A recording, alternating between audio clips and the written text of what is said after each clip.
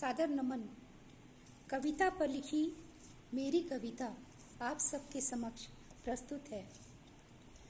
कविता होती अक्षय अखंड, कविता होती अक्षय अखंड, कविता होती है इक्षुदंड, कविता होती है इक्षुदंड, कविता से भक्ति होती है, कविता से भक्ति होती है, कविता से शक्ति होती है, कविता से शक्ति होती है। रामायण भी कविता ही है, रामायण भी कविता ही है, महाभारत भी कविता ही है। कविता है दिल की भाषा, कविता है दिल की भाषा, कविता है जीवन की आशा, कविता है जीवन की आशा। कविता के होते भाव अमर, कविता के होते भाव अमर, कविता जीतेगी सभी समर, कविता जीतेगी सभी समर।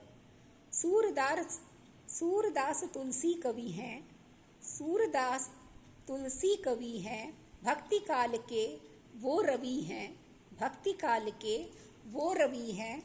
भूषण दिनकर हैं कविता के, भूषण दिनकर हैं कविता में।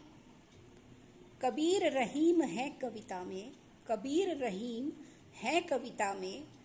हम लिखें डूब करके कविता, हम लिखें डूब करके कविता, नहीं लिखें उब करके कविता, नहीं लिखें उब करके कविता। धन्यवाद।